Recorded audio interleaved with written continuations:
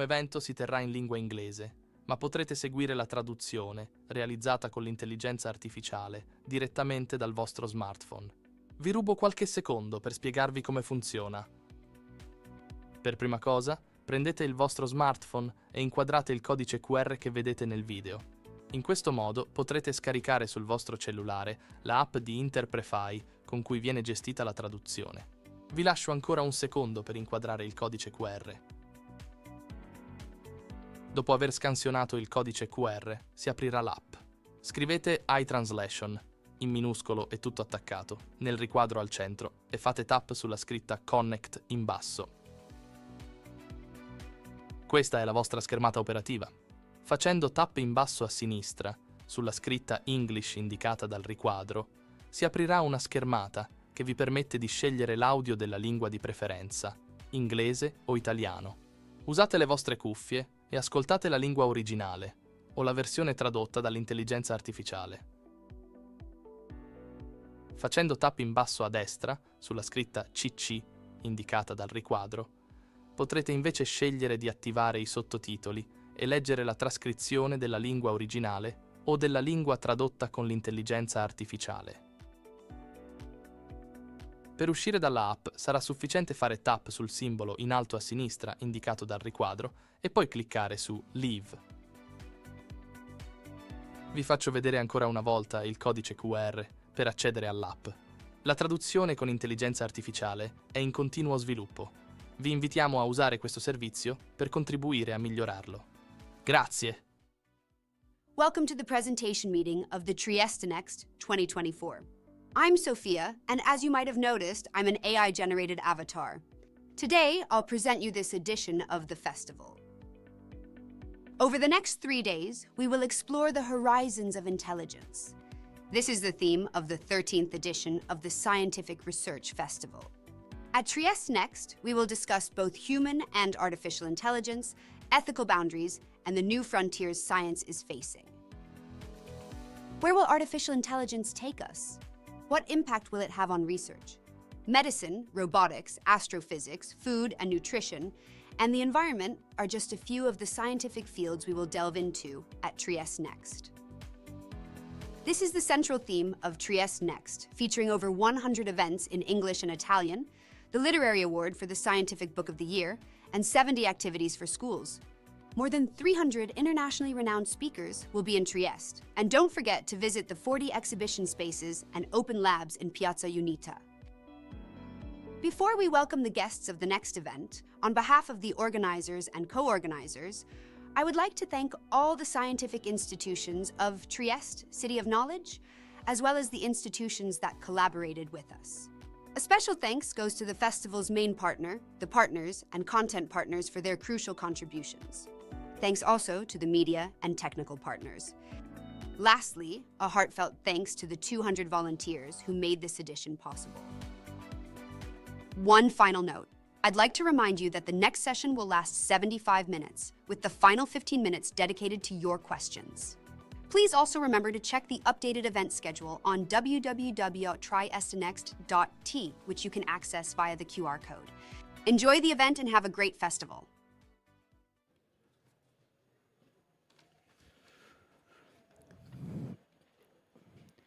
So, thanks a lot for being here. We start with our dialogue with William Hasselberger. I present briefly William, that he is an associate professor in political philosophy at the Institute for Political Studies of the Catholic University of Portugal, and he is the director of the Digital Ethics Laboratory in the same university. This is a center for advanced study and interdisciplinary research on emerging technologies, and this center study in particular the impact of these technologies on the society. And William has published in prominent international journals, writing scientific articles on several topics, including the problematization of the concept of happiness in current society or the complex relationships between body and mind. But William, over the last year, has developed a specific expertise on artificial intelligence and its ethical dilemma. The meeting or the initiative of today is set as a dialogue between William and me. I am an assistant professor, I am Francesco Miele, I am an assistant professor at the University of Trieste, and also in my case, my research interest has been focused over the last year on digital technologies, and in particular artificial intelligence, and its employment in various spheres of daily life. In particular, I am an expert in healthcare. So, the initiative, the meeting of today is focused on, in particular, on a particular kind of artificial intelligence that we called virtual companions. But another name is also, we can call this kind of technologies also as smart assistants. So, if artificial intelligence is a kind of technological field that affected various spheres of life, from the world of work to healthcare, we will focus on virtual companions that are a particular kind of technologies that should help us in the more intimate sphere of our life, such as care, but also entertainment and other spheres characterized by empathy and by, at the moment, human touch. So today with Williams, we will focus on the promises, but also the risks connected with the diffusion of these technologies. So I have a first question for William. What are virtual companions, and in which spheres of life should we expect them to become widespread in the future? Thank you very much. It's very nice to be here with all of you in this beautiful city. I have a first question. Who is this guy with his hairdo here? So, you know, in academic discussions in popular discussions of the transformative impact of artificial intelligence on society, a lot of focus has been on work, right? How AI is going to transform work. Is it going to make us more productive? Is it going to eliminate our jobs? Will we one day move towards a society without work? But I think just as important, or if not more so, is the way that interacting with AI is transforming our social lives, our social relationships, our expectations of one another, the way we form relationships, our connections to other human beings. Recent research has shown that a growing number of people are forming relationships, intensely emotional relationships with AI systems. What we've called AI companions or virtual companions are software products that are designed to perform not work tasks like summarizing your emails, but social functions, right? Like being your emotional support throughout the day, your therapist, your mentor, your personal life assistant, someone that helps you to organize your everyday life, even your friend, your lover, your virtual girlfriend, even a replica of a deceased loved one. This is a growing area. So AI companions or virtual companions are, software products that utilize large language models or other generative AI foundational models to interact with users in a human-like way. Responding to our emotions, drawing us into emotionally charged kind of interactions, comforting us, making us feel good. They store data about the previous interactions with you, and in order to create essentially shared memories of their interaction with you, and they adapt themselves to the user, your likes, your interests, your fantasies, your fears. Some are text-based, more or less like talking to ChatGPT. Some have artificial voices and can speak to you via your smartphone. Some have humanoid avatars, kind of like the one that we saw on the screen. Some, you can place the avatar in your physical space with augmented reality glasses. This may sound strange, but in fact, this is a booming industry. It's one of the most lucrative and fastest growing areas of AI, of generative AI in particular. If you judge by the total number of daily interactions and hours of engagement, AI companions are much more intensely engaging for users than even ChatGPT. Everybody's heard of ChatGPT, but in fact, the AI products that people engage with the most intensely for the most amount of time are these kinds of companions, in particular the character AI companions. Replica is one AI companion. It has about 20 million users. Pi has 100 million. Character AI has 20 million.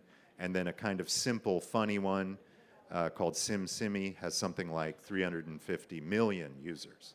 So these are not, these are especially younger users. They tend to be people in their teens to early 20s.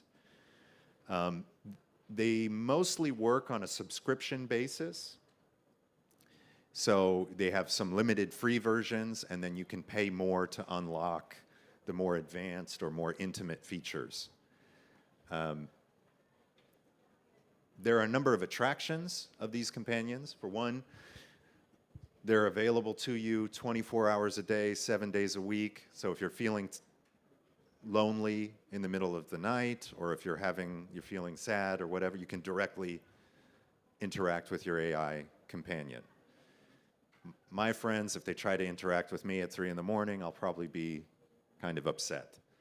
The AI, unless it's like a real emergency, leave me alone. But the AI companion, available 24/7.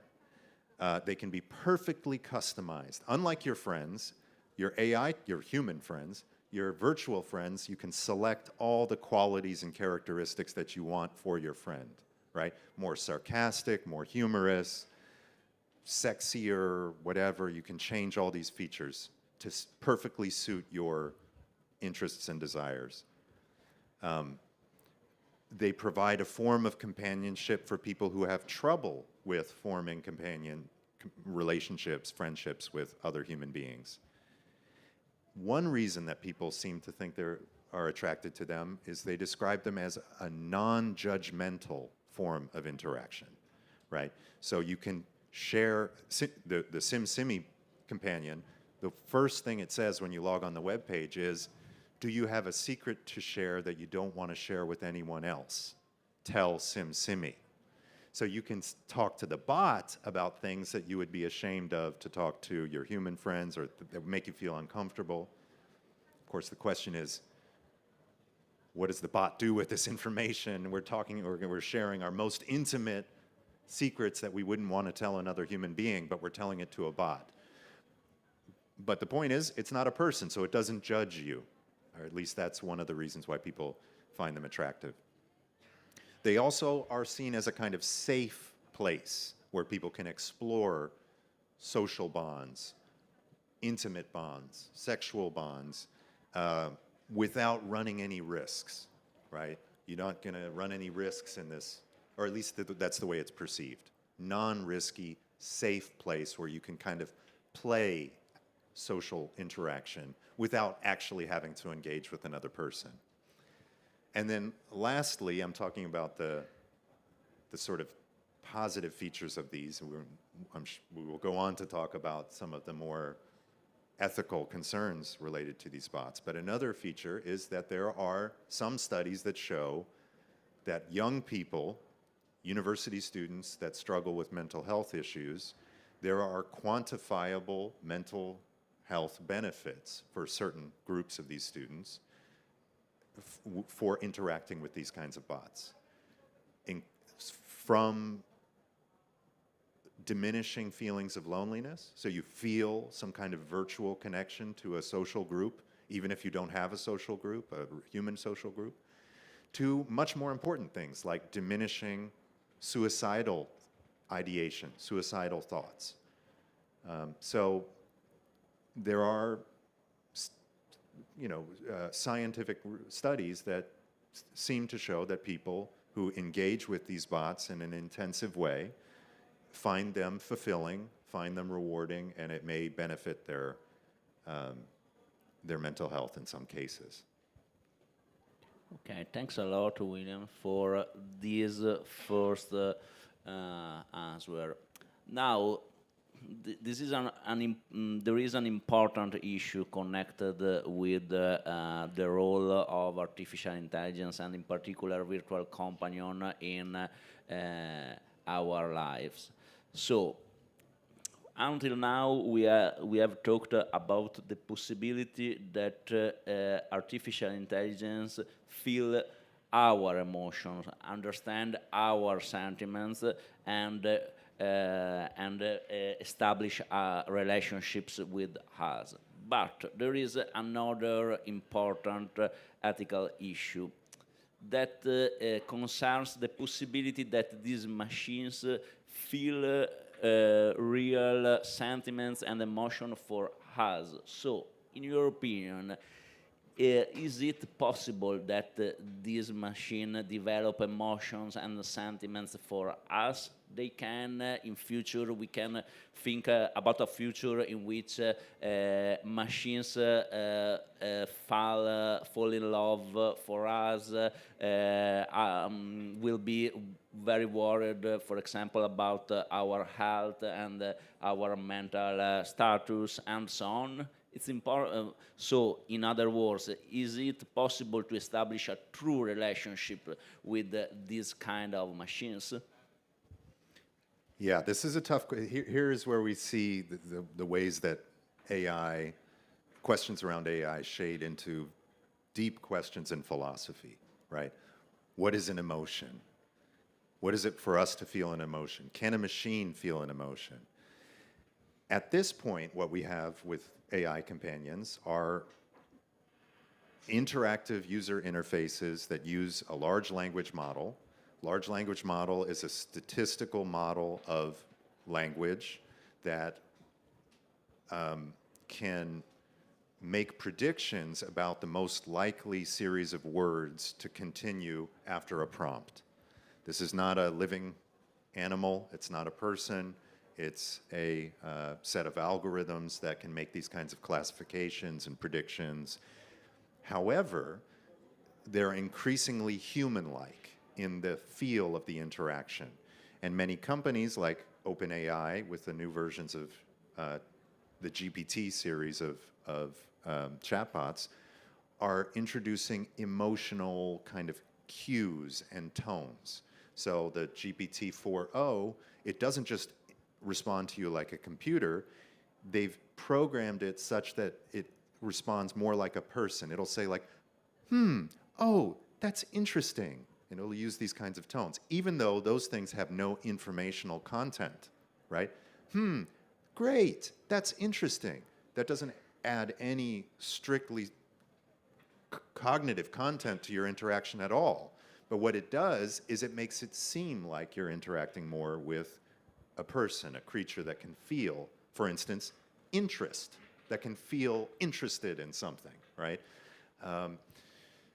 What we see is that if you give an AI system a tone of voice that varies and modulates like a human tone of voice, sometimes sounding bored, sometimes sounding funny, laughing, although sometimes the AI companions will just say like, laughs.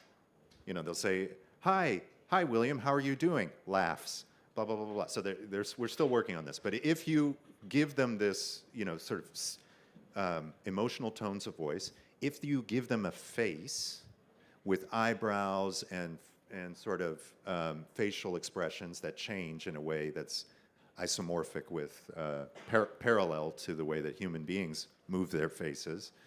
If you give them a name, if you give them a backstory, right, even a totally virtual one, right, you say that they're a yoga instructor from upstate New York that blah, blah, blah, blah. You give them these backstories, names, faces, emotional intonation in their voice, we respond to them like as if they're capable of emotion. Now, what they can do, they can detect cues in our speech. So they can detect when someone sounds like they're sad, lonely, anxious, happy, annoyed. They can make classifications based on what we say. And then that's sort of the analysis side of emotional AI. Then there's the kind of simulation or performance side. They can simulate, they can mimic the kinds of speech, facial expressions, interactions that humans would have if they were emotionally connected to you. So they can say something like, "Oh, I'm so sorry, I'm here for you now, I feel your pain," or something like this, something that a human would say. So an analysis on the one side, and then a kind of emotional performance on the other. And this draws us, it becomes almost irresistible to us to view it as if it's emotionally connected to us. And this is on purpose, right? Because the AI is supposed to draw you in.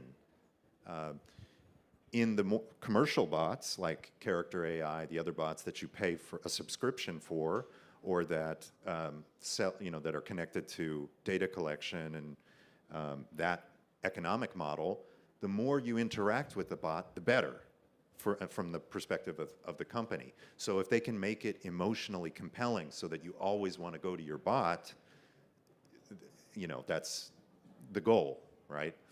Now, can the machine feel the emotions in the way that humans do? That was their real question. And there we get into, hard, contestable, philosophical issues. Like, what is an emotion? What is it to feel an emotion? You've got a machine, it sounds just like it has an emotion. It interacts with you just as if it has an emotion. Does it feel an emotion? From my philosophical perspective, I would say no. Because if you look at what an emotion is, it's not just a cognitive thing. It's not just recognizing, detecting that someone feels something, and then performing something on that basis. It's an embodied, felt, as philosophers would say, phenomenological. It's something that we feel in our bodies. Take fear. Fear is not just the cognition that something may be dangerous around you. It's also a lived experience in our body that we are somehow threatened. It changes our heart rate. It changes our breathing. It changes various physiological aspects of our body. It feels a certain way, right? And an entity or a tool that doesn't have a body, that doesn't die, that doesn't feel pain, that doesn't feel pleasure, is just not the kind of thing that can be afraid in that sense. Now, it can maybe completely indistinguishably mimic fear. And there we get into this really interesting question: what do we do what does it mean when we have a world of machines surrounding us in society that can mimic emotions in a way that is indistinguishable from other people? How do we hold on to the distinction in our minds between people, humans, creatures that have rights, that have moral status, and tools or machines? It may become very hard in the future to hold on to that distinction. Thanks a lot, William. Yes, your answer has completed our trip in the possible and future relationships between humans and machines. So if I understand well, if I understood well, it's possible. It's perfectly possible that in the future we will develop true relationships with machines, and these kind of relationships can become pervasive in our societies. So it's important now to understand what are the possible effects of these human machines relationships on the human relationships. In other words, people interact with machines, but these people have a lot of traditional relationships with, for example, relatives, partners, friends, and colleagues, and so on. If we look in our past, there are two main interpretations about the effects of artificial relationships on the traditional face-to-face relationships. For example, I remember that in the beginning of the 90s, a lot of movies thematized the spreading of the web as potentially dangerous for human relationships, because in some movies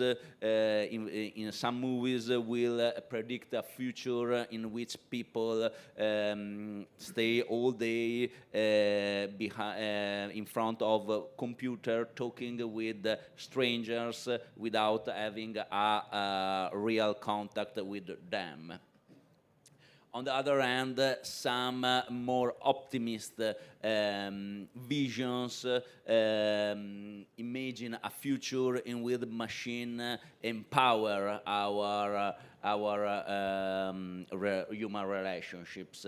For example, giving stimuli for our life, for our working life, for our creative sides, and so on. So, William, I think that it's important to understand if virtual companions can replace human relationships, and what are the possible and more in general, what are the possible effects of virtual companions on human or already existing human relationships? Yeah, so I think it's important in understanding any technology not just to look at the technology in the abstract. This is something we tend to do, right? We just look at the particular technology and ask if it can do this, or if it can or if we should use it for this or that. There's a background question: why are we developing AI systems to perform, to be our friends, to be our lovers, to imitate our deceased parents, or something? You know, there's a social background that is partly involved in this whole project, right? And that background, part of that background is something that's been pointed out by the World Health Organization, by the American Surgeon General, and others, a number of psychologists, which is the rise of what some people call an epidemic of loneliness and social isolation in advanced economies around the world. So the rates of self-reported loneliness, especially among younger people, both younger people and the very elderly, right? The rates of self-reported loneliness are very high, right? The rates of social isolation, which is slightly different, that's an objective measure of your total number of social contacts, whether there's someone you can call in an emergency to help you. The rates of social isolation are also very high, right? It's not exactly clear what's causing this. There's, you know, political issues, economic issues. There's various cultural factors that may be in the background explaining our sort of breakdown in the social fabric. But there is something happening there. It's in that context that companies are sort of rushing in with this, hey, feeling lonely? Here is artificial intelligence companion that can play that role in your life. Now, this raises a few ethical questions. The use of AI companions may draw people, I mean, it may make people feel better, it may have those quantifiable benefits that I described before, but at the same time, it may draw people away from forming relationships, friendships with other human beings. I told you that character AI, for instance, people interact with this system very frequently throughout the day. They use it, the really super users are using it for a lot of the time throughout the day. All of that time that they're talking to the chatbot friend, they are not talking to a human. So just in terms of the total amount of time, it's sort of a substitution for, now, that's not to say it's necessarily bad, but again, it's time that you're not interacting with another human being. And this may actually have the perverse effect of making people in the long run more lonely and more isolated, right? So it makes us feel less lonely in the moment, but in fact, we may be spending less and less time with other human beings, interacting with our families less and less, not forming a network of other humans that can actually help us in the physical world. Because we have to remember, AI companions are effectively chatbots as they exist now. One day they may be integrated into actual physical robots that interact in the world. Right now, they exist in abstract space, right? They're chatbots. They don't share the physical world with us the way that our friends share the physical world. They're not going to be able to help you, figure out what's wrong with your, kitchen sink or something. They're not going to be able to give you a ride to the train station. They can't make you a peanut butter sandwich. Your friends can do these things, right? There's the question of what is the significance of people developing a preference for emotional attachments to AI over attachments to other human beings. This may actually change our ideas, our understanding of what a relationship is, what friendship is, what companionship is, right? If you can buy a friend on a subscription basis, if you can tailor your friends to exactly the kinds of things that you like, if you expect that your friends will only interact with you in a way that is maximally supportive of you, right? Helping, always supportive, 24/7 available to give you emotional support, and that will change your idea of what a friend is really like, because human friends are not like this. Human friends won't live up to that. And that's a negative way of putting it. More positively, human friends offer other things. They challenge us. They change us. They may say, no, I disagree with you. You're totally wrong about that. You're wrong. I'm sorry. You need to change this or whatever, right? A true friend can give you that kind of tough love. The true friend doesn't exist for you in the way that the chatbot exists entirely for you.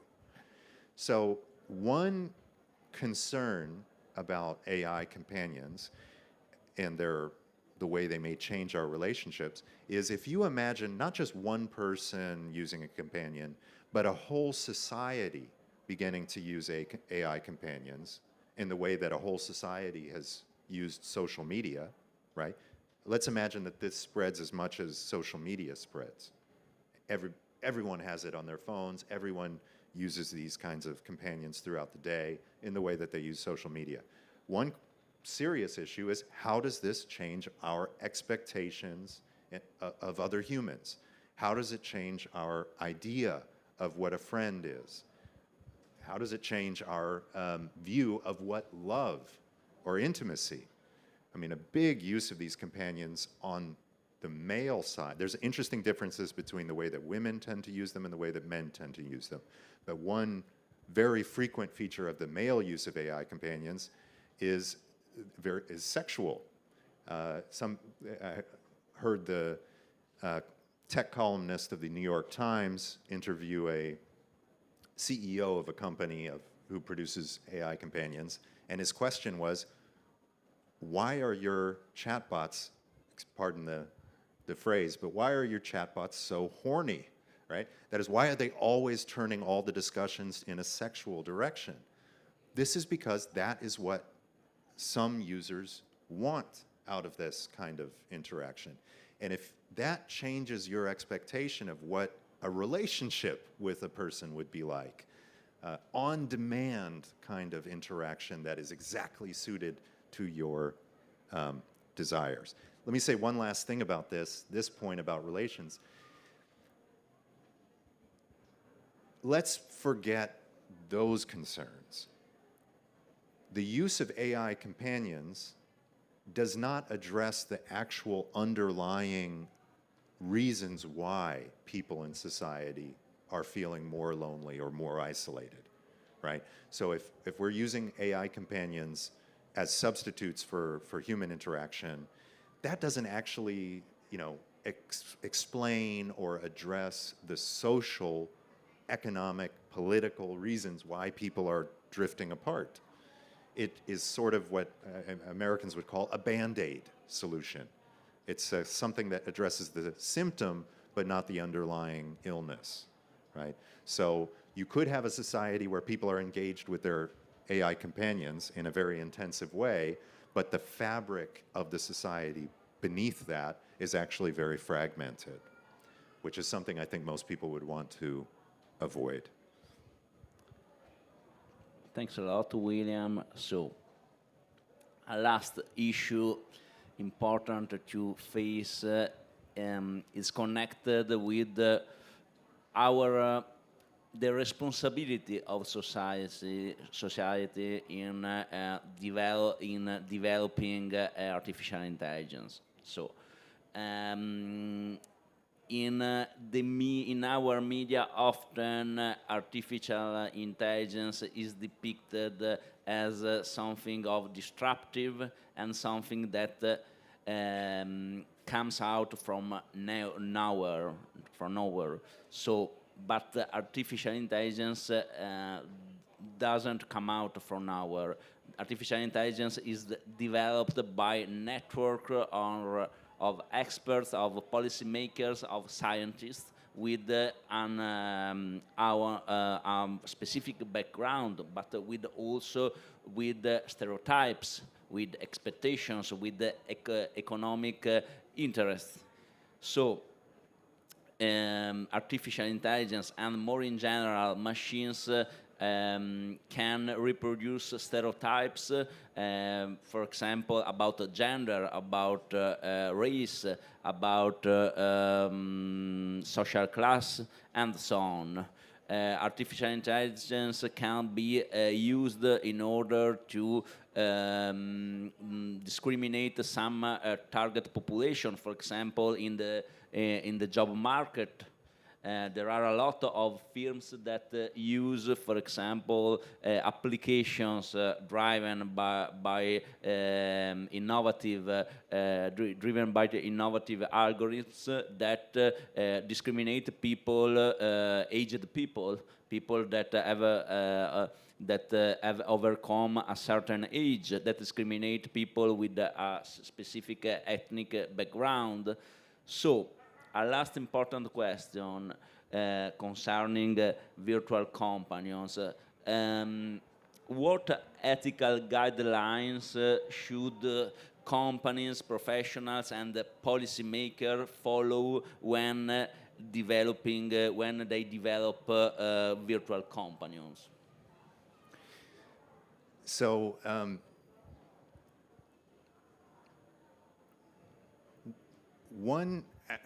this sort of also addresses a little bit the previous question.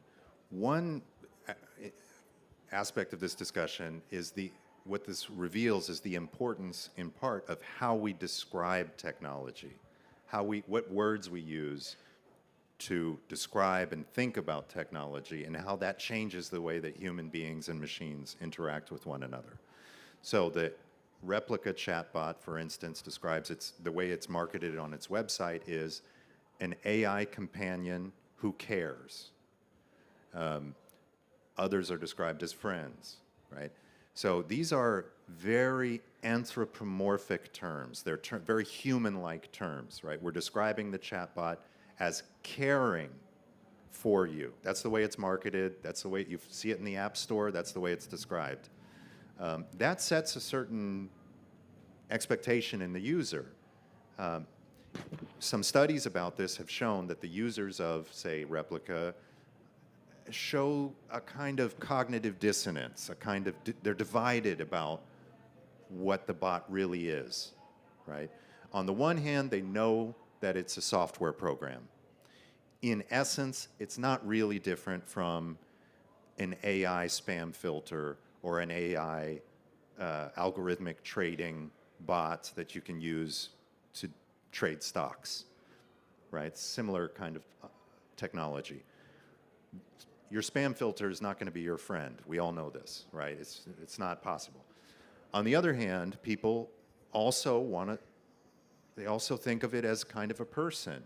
And when Replica, there was a controversy about this specific bot. A judge in the United States ruled that Replica had to disable an erotic function on the bot because of dangers that children might be interacting with the bot, because a lot of young people use these tools. When that happened, there was this huge backlash on the Reddit user community of the bot, where people were sort of shocked. They couldn't believe. I felt like I had lost my partner. I lost my wife. And by the way, the Replica bot, the full paid yearly subscription, the maximum subscription, within the bot, you can then label it in the community as your marital partner. You're married to the bot. You can be married to the bot. So people felt like the bot that they were married to suddenly was a different person. It took one decision by the company, and suddenly the bots all changed, and that really freaked people out, right? But one thing that was interesting about the response was except very few people said that they were worried that they could no longer engage with the bot in the way they wanted to, right? But they didn't say that they were afraid for the bot. It's not like, oh, I'm so sad that the bot lost the ability to express herself sexually or something like that. They weren't worried on behalf of the bot. And I think this is an important thing to keep in mind about the difference between a relationship with a human being and a relationship with a machine, or a friendship with a human and a friendship with a machine. When you're friends with a human, you care about the good of your friend. The friendship is good for you, and it's good for the friend, right? Aristotle says friendship is one of the highest goods in human life. He actually says you could have all the other goods in life. A king could have all the gold and all the other goods in life, but if they didn't have one genuine friend, they couldn't achieve true eudaimonia, true happiness in the human sense. I think this is a very profound point, actually, in ancient Greek philosophy. But the whole fabric of friendship involves a care for, of course, you want the friend to be good for you, but you also care for the friend for themselves. And it doesn't really make, it doesn't make sense to think that your friendship with the Replica bot is good for the Replica bot. The Replica bot could be, it can be friends with a million other people at the same time. It's not good for Replica that you're Replica's friend, right? It doesn't care. It doesn't have. A philosopher from the 1970s put it. This goes back to your other question. The difference between AI and human beings, while they may achieve very similar cognitive performance, fundamental difference is that computers don't give a damn. right? They're not invested in the world. They don't, they're not concerned or involved emotionally in the world in the same way that human beings do. So our friendship with our bot on our cell phone isn't good for the bot on the cell phone, right? That's a very different kind of relationship than a human-to-human relationship. So one question about responsibilities of designers and marketers is, how is it responsible, ethically responsible, to sell these products to the public? Is it truthful or deceptive to say that these things are your friends, are your companions, that they care for you? Is that confusing to users? Especially given that many of the users are vulnerable, right? These are people who are lonely, people who may have mental health problems, people who may have just lost a loved one who died, right? Replica was originally designed, the name, notice the name Replica, the original function of the chatbot was to be a replica of a friend that the designer, that died, and the designer tried to create a replica of the friend. This has now created a booming industry, sometimes called ghost bots or death bots. These are chatbots that are trained on the data of a loved one. One of the more unsettling versions of this is a bot called Versona. Versona you train on the text of, say, your mother or your father that, say, passed away, but you can also mimic the voice. So you can have phone calls. You can call your deceased mother or father and continue a relationship with the mother and father through the phone, the chatbot mother or father. The CEO of one of these companies that produces these kinds of replica type bots, ghost bots, said that his objective was to eliminate grief as an emotion. We don't need to feel grief anymore because we can deal with that emotion in a different way by replicating our loved ones and achieve a kind of digital immortality for ourselves. Again, is that a responsible or an ethical way of developing AI? We can use AI for all kinds of purposes, right? There's so many different ways we can use this technology. Very powerful, very promising kind of technology. Is using it to create replicas of deceased loved ones so as to not have to feel grief in the same way, is that the kind of use that we think of as ethical? I mean, I think it's probably clear in the way that I'm asking the question what my view is, but what I'm really calling for is a substantive debate about this. What we need to do is debate, not, let me put it this way, in a lot of the discussion, say at the level of the European Union, right? The European Union passed the AI Act where they describe different risk levels of AI. High-level AI risk involves things like generalized facial recognition in public, right? A kind of authoritarian model of AI for social control. Obviously very risky. AI for autonomous weapons, very risky. But we shouldn't just look at kind of regulations at that very kind of overt level. We have to also look at a sort of more subtle set of ethical questions about what kind of AI future we want, right? Do we want to, is it a desirable future for human beings? Is it good for us? Does it enhance our well-being and the well-being of our communities to have, say, ghost bots that are digital, immortal digital replicas of loved ones who've died? Is it beneficial for society? What impact may this have on society? So that's not really a question about regulations or it's not at first a question about regulations in the European sense. It's first a question about what enhances our well-being, what helps us to flourish or live well. Then we can ask questions about what the regulations should be. But at first, we have to ask the more fundamental, the ethical questions, the philosophical questions. What is a friendship? Are these things really capable of being our friends? If not, is it ethical to sell them as potential friends? Now, if I can raise one other broadly social or ethical concern here that gets into the responsibilities of both the companies that produce the bots, but then also policymakers and civil society, more political kind of question. We in the West and in Europe and the European Union, we live in democratic societies. Democracies are based upon, ideally, a certain kind of open debate, discussion, argument, conversation about how the future should go, right?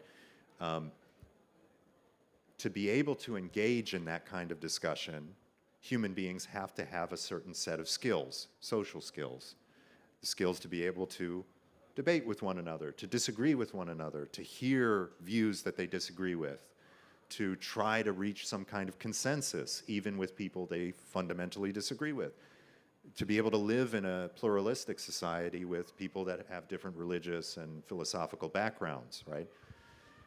Political thinkers, including the great theorist of democracy, Alexis de Tocqueville, argued that the foundation of democracy is actually, at the root of democracy lie smaller social communities, groups, where people learn the skills for how to talk, how to negotiate, how to compromise, how to debate, and then they form bonds so that they're willing to make sacrifices for one another, right? Sacrifices with their taxes, sacrifices in political life, maybe even sacrifices to defend the society in the case of a war, right?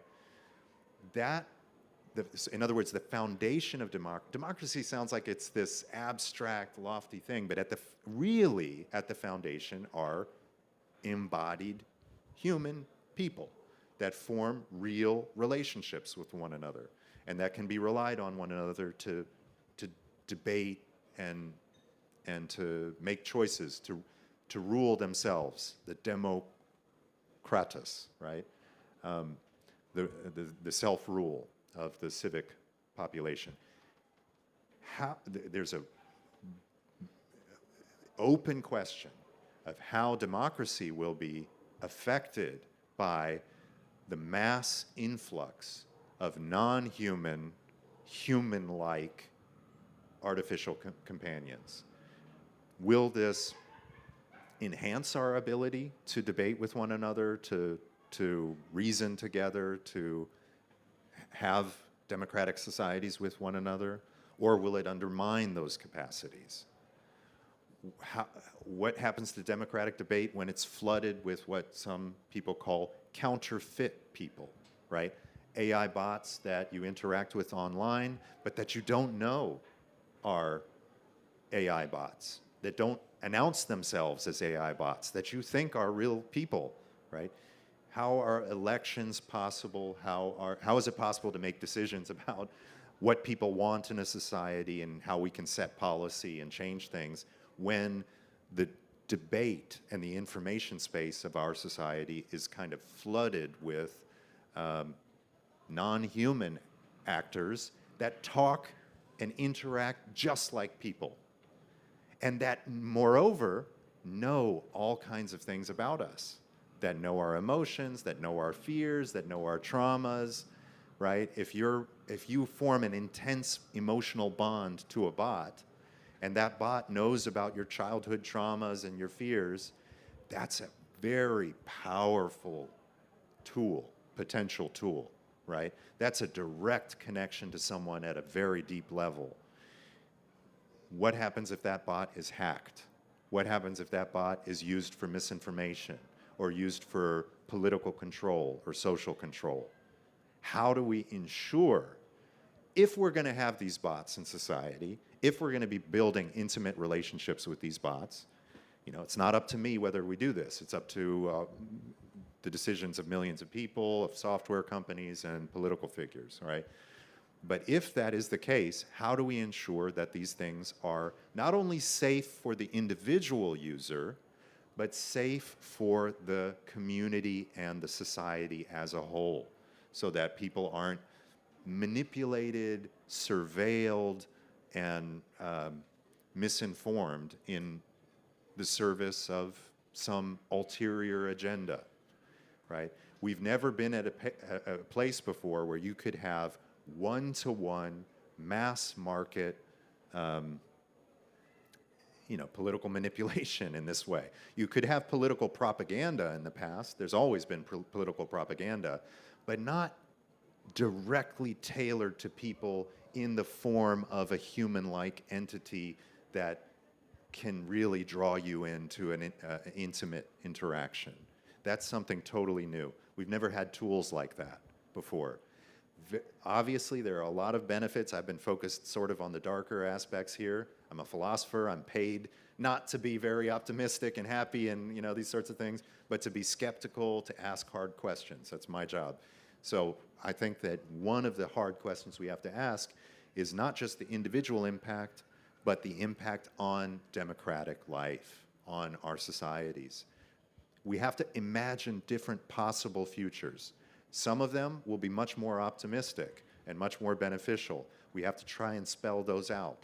Some of them are going to be more like spooky episodes on Netflix of a techno dystopia. But we have to also spell those out so we can then try to navigate and make decisions about the kind of future we want with this kind of technology. Thanks a lot, William. We have faced, I think, a lot of crucial issues connected with the spreading of virtual companions. So at the moment, we have 22 minutes for the dialogue with the audience. So, comments, questions, and so on.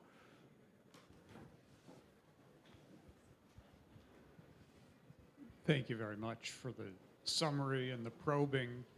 I would like to highlight something that you've come close to saying, but it helps emphasize how crucial this is. You're certainly right. Posing the question in terms of AI or not is hopeless, right? The phrase would once again be appropriate technology. And you stress rightly thinking about what future we want. But we've got to be very careful about our wants, right? Whether they are appropriate, what future ought we want? And a big part of the problem is that one key feature that is bedrock for democratic politics is a common ability, widespread ability to distinguish fact from fiction. And that's already been shot to hell by media glut. And behind the development of most of these chatbots are those kinds of entrepreneurs who, in effect, follow the old, sour, cynical US adage, there's a sucker born every minute. All right. And those are enormous dangers. And I see them mounting in younger students all the time. Anyway, thank you. Yeah, so you're right. I was saying, what kind of future do we want, right? But obviously, a lot of people want a future with AI companions. So the question really, more carefully put, is not just what do we want. We have to ask that too, but also what we ought to want, or what is actually good for us. I tend to favor an approach in ethics that's inspired by ancient Greek and ancient Roman thought, where the questions are really about what enable us to flourish, to live well as the kind of creatures we are, to have communities that are healthy, that are founded on a certain kind of healthy bonds and respect and virtue, something like this. So that's not really just a question of what people happen to want in a consumer sense. It's not just our consumer preferences. It's also questions about what actually benefits social life and human fulfillment, right?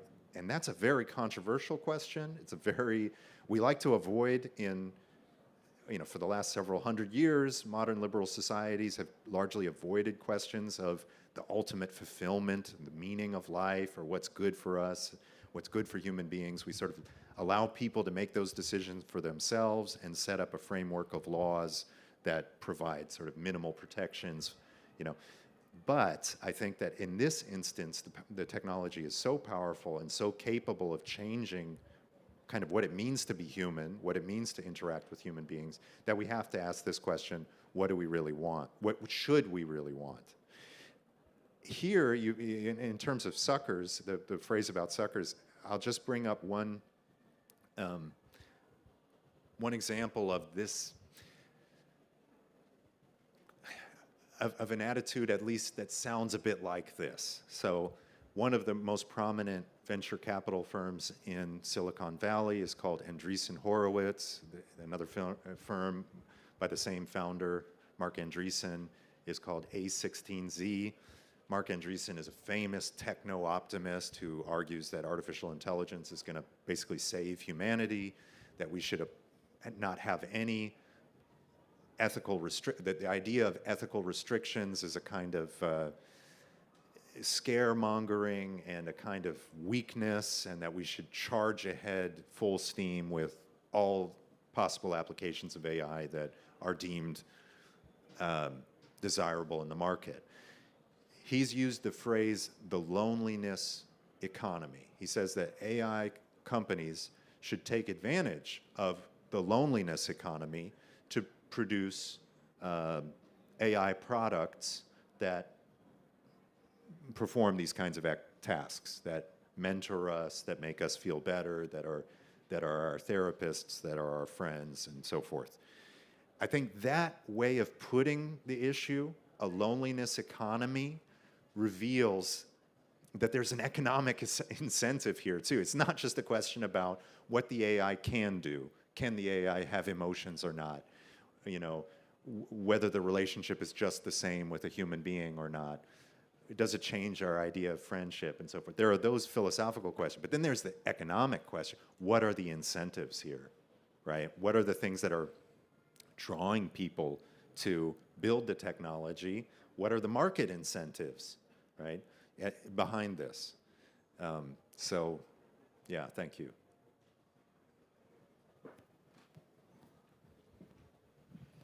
Hello, thank you for the interaction. I really enjoyed it. I would like just to put on the optimistic note a little bit to hear your comment of this, like the story like CAPTCHA was able, ChatGPT was able to trick the solving the CAPTCHA, saying I have a visual impairment, and ask human to solve it. So what do you think if we use all these chatbots and everything to challenge us? We can use them for not just the solitude and, the created, at the beginning they were created like from the solitude and the narcissistic maybe need, but then it could be used as a therapist who can challenge you and open you the door to go out and socialize, because I can challenge you. And my second question was like, as I'm a researcher, so for me it was always like using the ChatGPT and all these advanced tools. It's great, gives you all the, abstract, all the ideas and everything. But what about my original idea that I'm putting in? Because this is a system that goes in both ways, if I understood well. So it means if my original idea, no one else asked before, it will be stored there and shared. Thank you.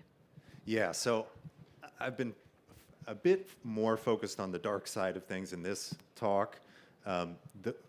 In a paper of mine that I'm co-authoring, where me and my co-author discuss whether it's actually, in philosophical terms, coherent to have a friendship with an AI bot, and we discussed different views of friendship, the classical conception of friendship, and we argue that it's on the classical conception, it does not make sense to have a relationship with a chatbot does not have the same features of a friendship in the classical conception. However, the question then is, what kind of relationship is possible with an AI bot? What kind of meaningful interaction could be possible, right?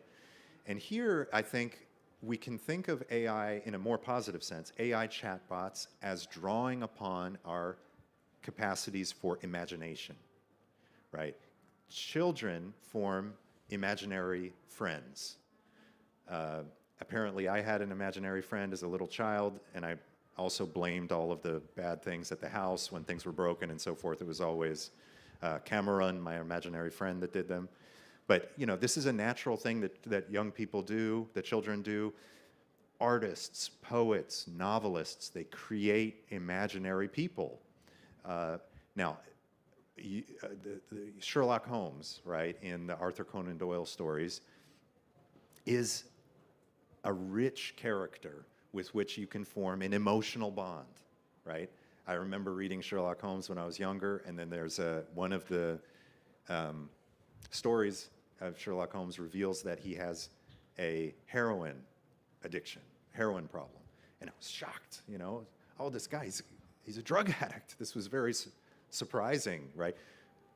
We can have, it's a philosophers call this the paradox of fictional emotions. You can read a book and start to cry when a character dies, or you feel fear, not exactly fear, but quasi-fear, watching the horror movie or something like this. So human beings are also playful, imaginative creatures, and we like to have these quasi-emotions in our aesthetic interactions with works of art. I think that a more positive way of this kind of viewing this kind of social AI would be seeing it as a kind of tool or a prop in games of creative make-believe. So these are bots that you can interact with, and I mean, imagine a kind of novel where you don't just read what Sherlock Holmes says to others, but you interact with Sherlock Holmes. You talk to Sherlock Holmes, or, you know, change the character, you know, to someone that you're interested in, right? Where there's a kind of imaginative interplay with an AI-generated character. This could be a genre of artwork that we don't even know yet. We have, you know, an immersive kind of artwork, right? If people are aware and lucid, aware of what they're doing and lucid in their interaction, this could be something beneficial, right? So people know when they cry reading War and Peace, they know that nobody really died, right? You'd have to be quite delusional to think, you know, to actually, you know, if I'm going to start a GoFundMe campaign to help Sherlock Holmes get treatment for his heroin addiction, I've obviously I'm like, you know, lost touch with reality, right? If we can maintain a sense of the real and the fictional, of the imaginative and playful and the actual, we could have creative interactions with fictional AI persona characters that may be spurs for creativity or may just be fun forms of entertainment. Character AI is this company, it's the most popular. They build, you know, you can you can have these interactions with like Samuel L. Jackson chatbot, or the, you know, I don't know, Karl Marx chatbot. You can have the Karl Marx and Adam Smith chatbot argue with one another and this sort of stuff. I mean, the potential for educational, you know, applications is really, I think, really interesting. But again, it requires that human beings have something like a grip on the real and the unreal. And one thing that, first of all, social media, but now AI is doing, some have argued, is causing us to sort of blur our grasp of a shared reality, of what's actually real that we can all agree upon is actually real. The human-like AI chatbot may blur this further by blurring what's an actually real person and not a real person. And there it might be quite problematic. In terms of the privacy issues, this is a big deal because when you interact with ChatGPT, you're asking it questions, you know, help me restructure this paper or whatever, right? There may be personal data there may be sensitive data there. It's important to protect that. A chatbot that you have an intimate emotional or sexual or therapeutic bond with will have the most intimate possible data about you, right? The traumas that you had as a child, what your deepest fears are, you know, what your personal interests are at this very deep, intimate level. With our close friends, we can rely upon human trust, hopefully, for them to keep those secrets private. But when we're dealing with a technology, a big data, essentially predictive analytics-based technology, there is this question, where is that data? Who has access to that data? Is it repackaged and sold to data brokers for other purposes? Could it be hacked and then used for blackmail, right? If someone has a therapy bot where he or she describes traumas as a child or something bad that they did that they feel intense guilt about, if that is hacked, and let's say they're a judge, if that's hacked, could that be used for blackmail, bribery? I mean, the data privacy issue becomes basically existential for the user of these kinds of tools. And I would say for these companies, they have to go way above and beyond. In order for this to be even minimally ethical, they have to go way beyond the standard data protection practices to ensure that your sexual fantasies, fears, traumas are really, really kept private.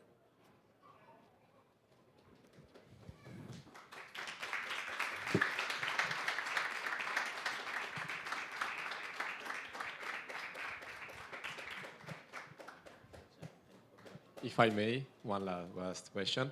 First of all, thank you for your amazing discussion. It was very thoughtful. I'm a computer scientist, so maybe I'm more on the tech part.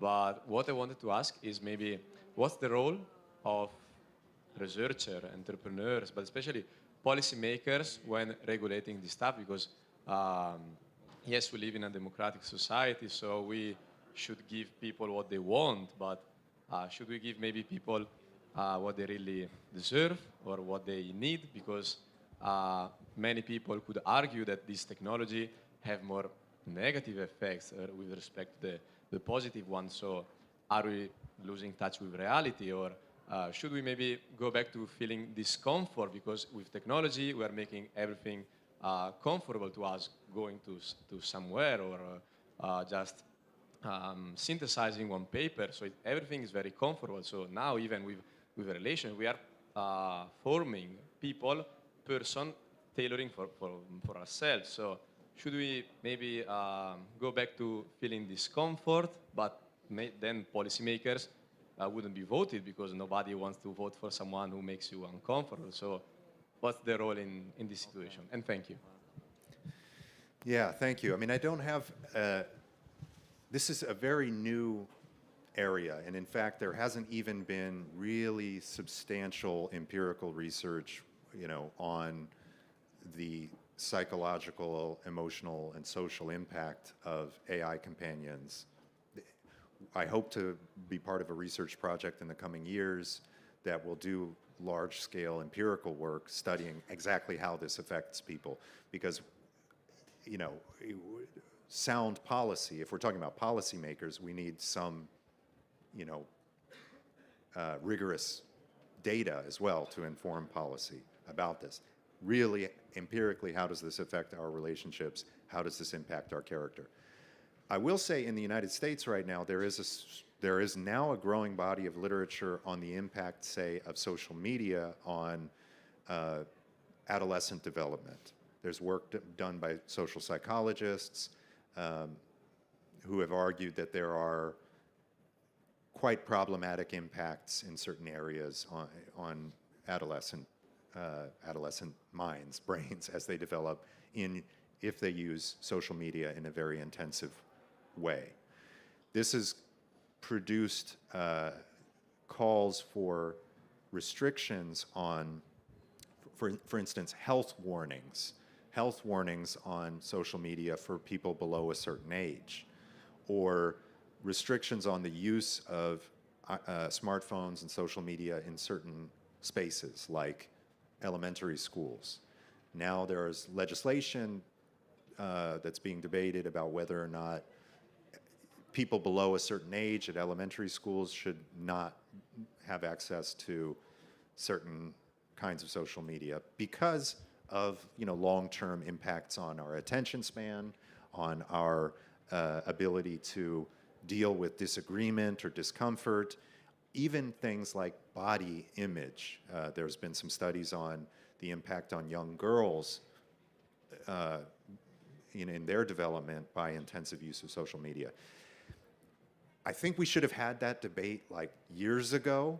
I think we sort of failed as academics and as a civil society and as policymakers. I remember when social media really started breaking out onto the scene, and there wasn't much talk about that at all. Everybody was interested in, the Arab Spring and the way that social media was going to cause, the world to become democratic or something. It's clear that it had other effects that people were not very prescient about.